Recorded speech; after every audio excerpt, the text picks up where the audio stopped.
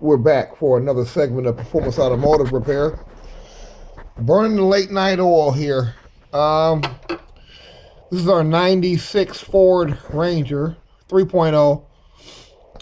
Down to the lower, just took off the lower intake. Now we can see the push rod assembly, lifter assembly. There was some slight leaking down here. It was very slight though, but I'm glad we came down and went ahead and went this far anyway. Seeing as I'm going to sell the vehicle, I want to make sure it's going to be perfect for the new owners. So I'm done all I'm going to do tonight. Let me not lie about that. I may pull the push rods out real quick and get the old gasket off and clean my clean the inside the valley.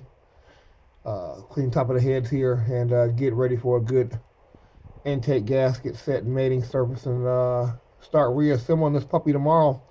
Should have it done and running tomorrow, purring smoothly. Just wanted to give you guys a little tidbit for you Ford Ranger owners from 1993 to 2010. The 3L doesn't change. Pretty much the same platform.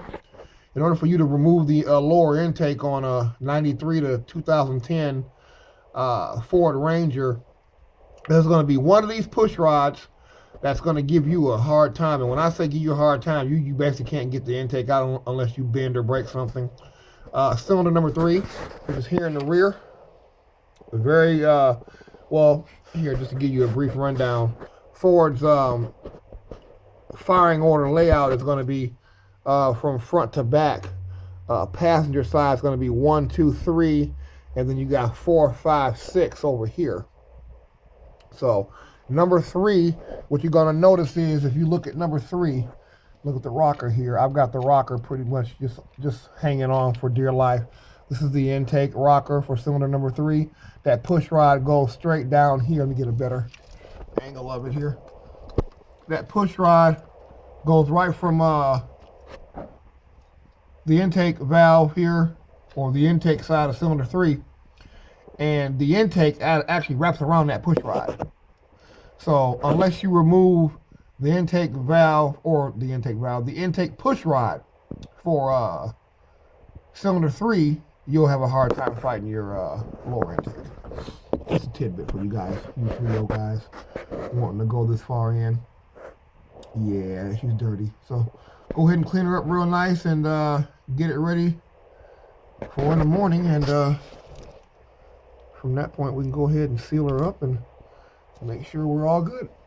So just viewing this or taking this in stages here, showing the customers what we do here, the level of work, level of difficulty of work, and if you buy a vehicle from us, and mind you, this truck ran when it came in, it was no problem whatsoever. We had really no issue. The only thing it needed was valve cover gaskets. This side over here, which is the passenger side, was leaking pretty good. Could have done like most guys. Just went ahead and changed the valve cover gasket and let it alone, but I wanted to give it a tune-up, wires, plugs, lower intake, thermostat, the whole 9, so that way when a customer picks it up, I don't have to worry about he or she saying, well, my intake's leaking, or this other mechanic told me that I had an oil leak, So it won't be from the valve covers, that's for sure. So is your car up to par? 9 times out of 10, if it's not being worked on by a reputable mechanic, it's not. 313-736-4447.